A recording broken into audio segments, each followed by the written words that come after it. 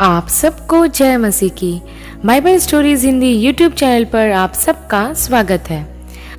प्रियो, आप लोगों के मन में यह सवाल तो जरूर आया होगा कि यदि शैतान सारी बुराइयों और पाप की जड़ है तो फिर परमेश्वर ने शैतान को नाश क्यों नहीं किया, परमेश्वर ने शैतान को क्यों नहीं मारा। तो आज हम इसी विषय पर गहरा अध्ययन करेंगे।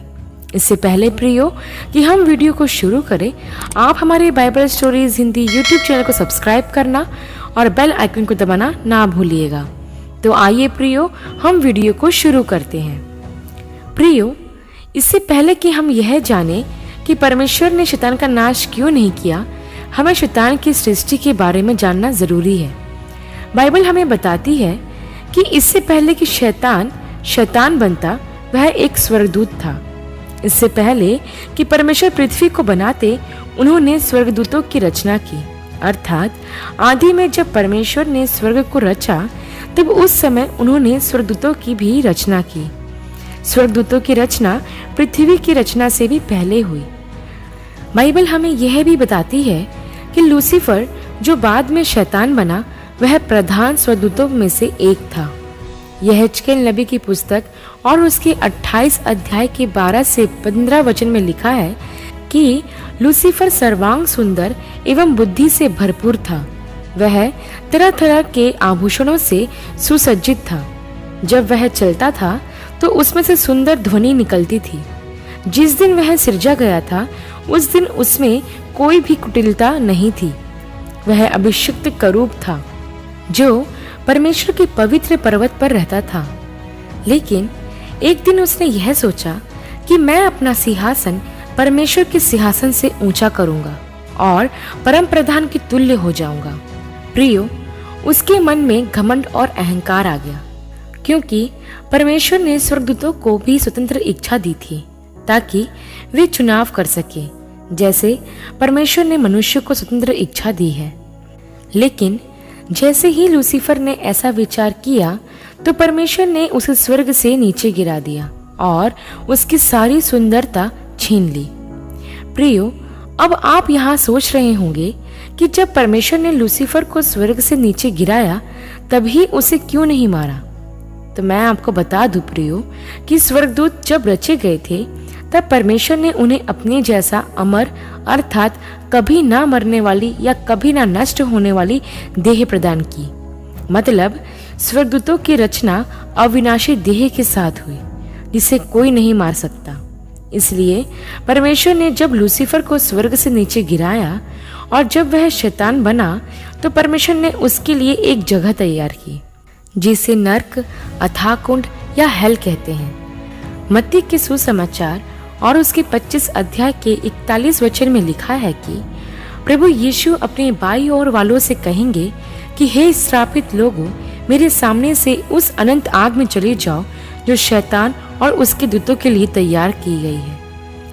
बाइबल का यह वचन हमें बताता है कि परमेश्वर ने शैतान और उसका साथ देने वाले सारे दूतों के लिए एक जगह तैयार की है, जहां उसे अनंत काल के लिए डाल दिया जाएगा, जहां उसे सिर्फ रोना, दांत पीसना और अनंत आग में जलते रहना होगा।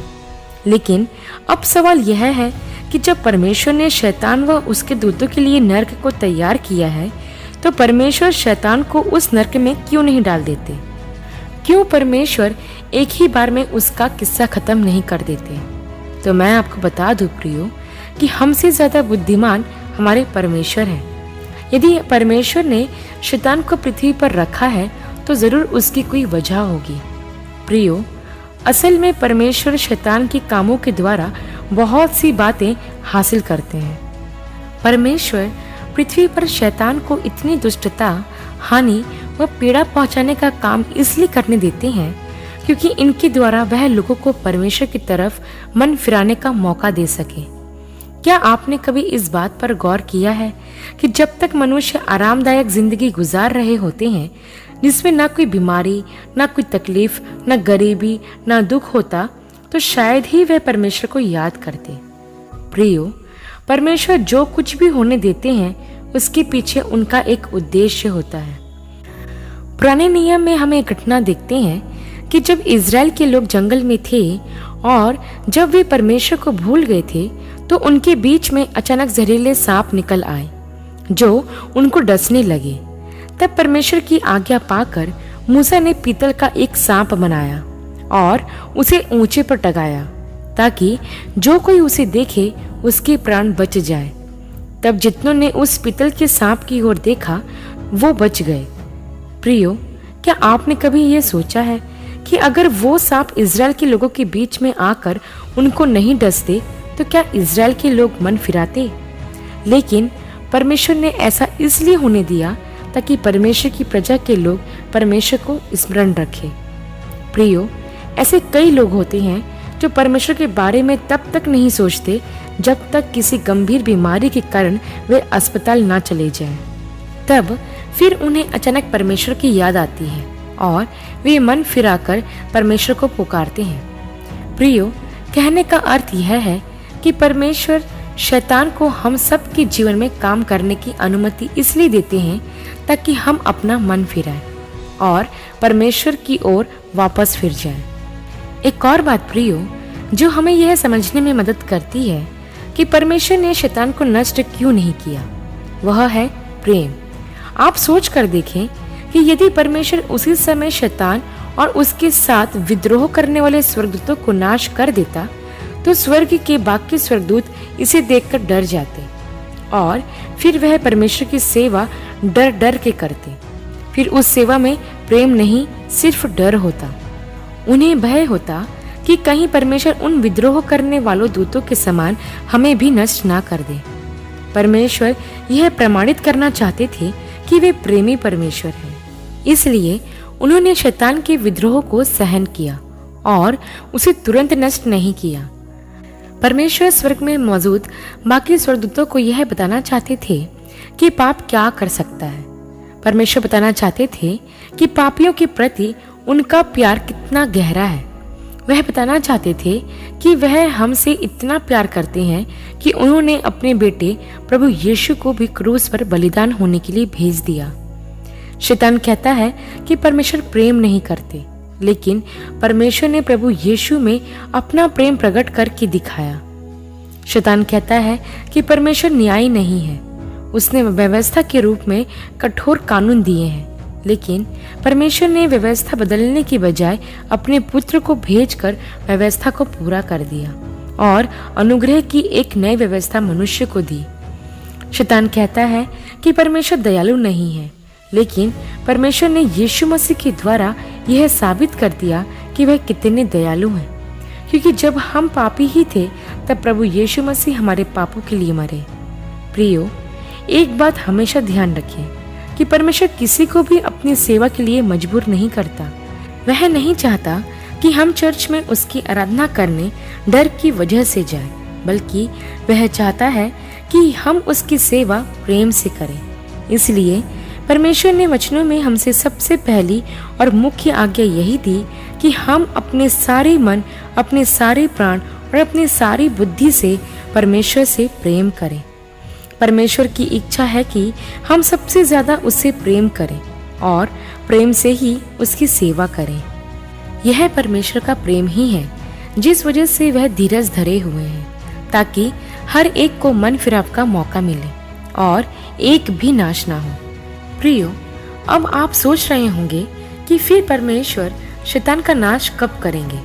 तो मैं आपको बता दूं कि जब प्रभु का 1000 वर्ष का शासन पूरा होगा तब शैतान को कैद में से छोड़ा जाएगा, क्योंकि जब प्रभु का 1000 वर्ष का शासन होगा तब शैतान को कैद कर दिया जाएगा, लेकिन 1000 वर्ष के बाद उसे फिर से छोड़ा जाएगा अंतिम युद्ध के लिए। उसके बाद वह हमेशा हमेशा के लिए उस झील में डाल दिया जाएगा जो आग और गंधक से जलती रहती है, जहां वह और उसके दूत युगानुयुग युग पीड़ा में तड़पते रहेंगे, जैसा कि प्रकाशित वाक्य की पुस्तक और उसके 20 अध्याय के 1 से 10 वचन में लिखा भी है। प्रियो, ऐसा नहीं है कि परमेश्वर कुछ नहीं जानते। वह सर्वज्ञानी परमेश्वर है। वह आदि की बातें अनंत से जानते हैं। वह जानते हैं शैतान क्या कर रहा है और क्या कर सकता है, लेकिन वह उस सीमा से बाहर कुछ नहीं कर सकता जो परमेश्वर ने उसके लिए निर्धारित की है। एक दिन आएगा जब परमेश्वर सब कुछ ठीक कर देंगे। एक दिन आएगा जब शैतान हमेशा हमेशा के लिए आग की झील में डाल दिया जाएगा। एक दिन आएगा जब शैतान का राज्य पूरी तरह से नाश किया जाएगा और परमेश्वर हमें अपने राज्य में ले जाएंगे और उस राज्य में शैतान का नामो निशान नहीं होगा। परमेश्वर एक सृष्टि में अनंत काल तक हमारे साथ रहेंगे और जहाँ प्रभु रहेंगे वहाँ ना तो दुख होगा, ना पीड़ा होगी और ना बीमारी होगी। परमेश्वर हमारी आंखों से सब आंसू पोंछ डालेंगे और अनंत विश्राम में हमें ले जाएंगे, जहाँ सिर्फ आनंद ही आनंद होगा। आशा करती हूँ प्रियो, यह वीडियो आपके लिए आशीषमय रही होगी। अगले वीडियो में एक नए विषय के साथ आप सबसे फिर मुलाकात होगी। तब तक के लिए आप सबको जय मसीह की।